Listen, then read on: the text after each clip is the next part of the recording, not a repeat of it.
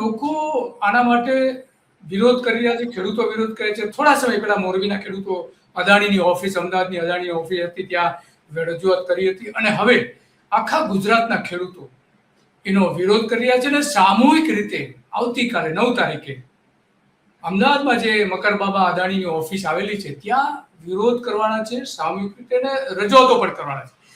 તો એ અંગે આપણે બધી વાત કરવી છે ને આપણી સાથે વાત કરવા માટે જયેશભાઈ જોડાઈ ગયા છે. જયેશભાઈ ખેડૂત સમાજના આગેવાન છે અને એક જે સમિતિ, ખેડૂતોની લડત સમિતિ જે બની છે એનું સંચાલન પણ તેઓ કરી રહ્યા છે. તો એની સાથે આપણે આજે વાત કરવાના છીએ. જયેશભાઈ, તમારું સ્વાગત છે ધ ગુજરાત રિપોર્ટમાં. તો જયેશભાઈ, શું છે હવે તમે આ ત્રીજી વીજ લાઈન તો અદાણીએ જાહેર કરી દીધી અને જાહેરાત પણ કરી દીધી કે અમે વીજ લાઈન નાખવાના છીએ, અને થોડા દિવસ પહેલા કેન્દ્ર સરકારે પણ જાહેરાત કરી છે કે અમે આખા ભારતમાં સોલાર વીજ એનર્જી જે છે 2035 સુધીમાં એટલું બધું ઉત્પાદન કરવાના છે કે એના કારણે ભારતની વીજની જે ઘટ છે એ પૂરી થઈ જશે.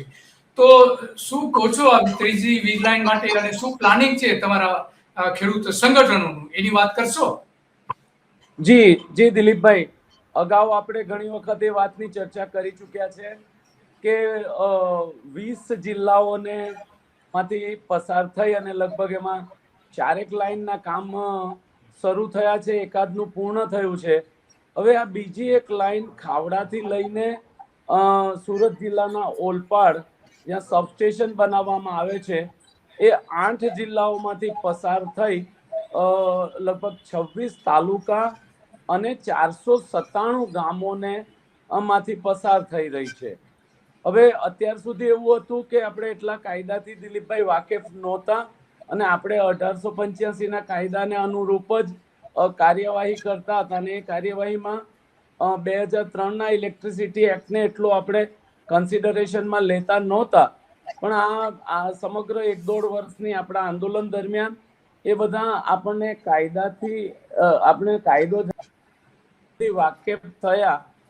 એને લઈને આજે વીજ ટાવર લાઈન અને વીજ ઉત્પાદન કરતી કંપનીઓ છે એમણે લાયસન્સ લેવાના હોય, ટાવર લાઈન પસાર કરવા માટે ખેડૂતોના વાંધા સૂચનો લેવાના હોય, એ પ્રક્રિયા એમણે કરવાની હોય. પણ આપણી શું કહેવાય કે આપણી પાસે માહિતી ન હોવાને કારણે આપણે લોકો થોડા પાછળ પડતા હતા. હવે અત્યારે જે આ KPS3 ની જે લાઈન નીકળે છે એ લાઈનમાં ટેલિગ્રાફ એક્ટની કલમ 101, 2, 3 નો ઇલેક્ટ્રિસિટી એક્ટની કલમ 164 માં ઉપયોગ કરવા માટે એને સરકાર પાસે મંજૂરી લેવાની હોય કાયદા મુજબ, અને મંજૂરી લેવા જતા પહેલા એમણે 60 દિવસની ખેડૂતોને નોટિસ આપીને વાંધા સૂચનો લેવાના હોય. એટલે અગાઉ ઘણી બધી વખત અમે આ બાબત કહી ચૂક્યા છીએ કે 12મી ફેબ્રુઆરી 2024 ના દિવસે સંદેશ ન્યૂઝપેપરમાં KPS3 ના એક ડાયરેક્ટર દ્વારા એક જાહેરાત આપવામાં આવી કે 8 જિલ્લા, 26 તાલુકા અને 497 ગામોમાંથી આ 765 kVની લાઈન નીકળવાની છે. એને લઈને જે કંઈ વાંધા સૂચનો હોય એ 60 દિવસમાં રજૂ કરવાના.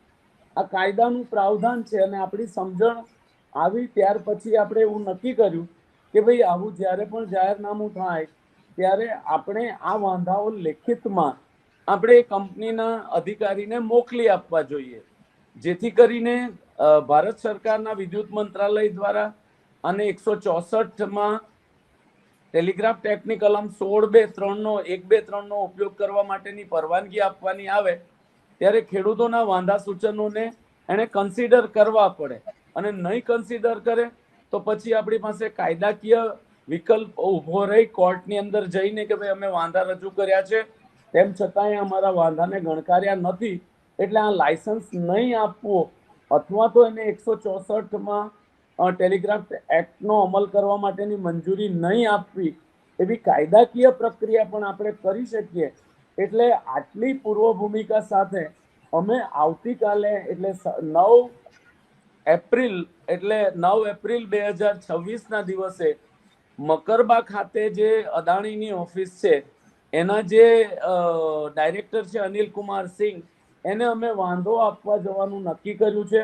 અને 8 જિલ્લામાંથી વધુમાં વધુ સંખ્યામાં ખેડૂતો આવે અને પોતાના વાંધા રૂબરૂ અથવા પ્રતિનિધિ દ્વારા રજૂ થાય એવા અમે આયોજન કર્યા છે. એટલે દિલીપભાઈ, આપના માધ્યમથી જે ટાવર લાઇનથી સંકળાયેલા તમામ જે ખેડૂતો છે એમને હું આપના માધ્યમથી અપીલ અને વિનંતી કરું છું કે આવતીકાલે બપોરે 12 વાગ્યે મકરબા અદાણી ઓફિસ ખાતે આપ મોટી સંખ્યામાં જોડાવ અને વાંધાઓ રજૂ કરો, જેને કારણે આપણા લોક આંદોલનને મજબૂતાઈ મળે અને કાયદાકીય લડત જે લડવાની છે આવનારા દિવસોમાં એ પણ આપણી મજબૂત બને. એટલે આ ખૂબ જરૂરી છે આ કરવું, એટલા માટે અમે આવતીકાલે જવાના છીએ દિલીપભાઈ. ઓકે, બરાબર છે. હવે જયેશભાઈ, આમાં તમારી પાસેથી એ થોડું સમજવું છે કે આ લાઈન ક્યાંથી ક્યાં સુધી જવાની છે. એક તો એનો રૂટ, એ કેટલા જિલ્લા છે, કેટલા તાલુકા છે અને કેટલા ગામ છે, એ થોડી વિગતો આપશો? જી દિલીપભાઈ, એક કચ્છના ખાવડાથી નીકળે એટલે પહેલો અસરગ્રસ્ત જિલ્લો કચ્છ છે, ત્યારબાદ મોરબી, ત્યારબાદ સુરેન્દ્રનગર, ત્યારબાદ અમદાવાદ, ત્યારબાદ આણંદ, વડોદરા, ભરૂચ અને સુરત. આમ 8 જિલ્લાઓમાંથી પસાર થાય છે અને 26 તાલુકાઓ છે. જે આ જે બાજુમાં તમે જે મૂક્યું છે એની અંદર તાલુકાના નામો પણ લખેલા છે અને તાલુકાના નામોની સાથે 8 જિલ્લા, 26 તાલુકા અને 497 ગામ. બરાબર. એટલે લગભગ 500 જેટલા ગામ થાય છે, લગભગ 500 જેટલા સમજો ને. તો એમાં હે ને, તો આ કેટલી લંબાઈની લાઈન છે, કેટલા કિલોમીટર લાંબી લાઈન છે? એ લગભગ મારું અંદાજ નથી, પણ રફલી વાત કરીએ તો એ 650 થી 700 કિલોમીટરની લાઈન હશે. 700 કિલોમીટર મહારાષ્ટ્ર સુધી જાય છે તે. અને 1 કિલોમીટરની અંદર આપણે 4 થાંભલા મિનિમમ કન્સિડર કરીએ તો લગભગ 3 થી 3,500 થાંભલાઓ ઊભા થશે. 497 ગામોમાં 3,500 એટલે લગભગ એક ગામની અંદર 7 થી 8 થાંભલા બંધાશે, એવું આયોજન છે આ. બરાબર. તો એનો મતલબ કે એક ગામમાં લગભગ 15 જેટલા ખેડૂતોને ખેતરોમાં આ થાંભલા નખાશે, એક ગામમાં 15 જેવા? નહીં દિલીપભાઈ, વધારે નખાશે. 15 એક ગામમાં 8 થી 10 થાંભલાઓ બને અને લંબાઈ 250 મીટરની, એટલે ઓછામાં ઓછા શું કહેવાય કે 2 કિલોમીટરમાં 2-2.5 કિલોમીટરમાંથી લાઈન પસાર થાય. એટલે એક ગામની અંદર ઓછામાં ઓછા 50 અને વધુમાં વધુ 100 ખેડૂતોને અસર કરશે. એટલે મારું એવું માનવું છે કે 50,000 ખેડૂતોને આ વાતથી અસર થશે. સીધી 50,000 એક જ લાઈનના કારણે 50,000 ખેડૂતોને અસર થવાની છે.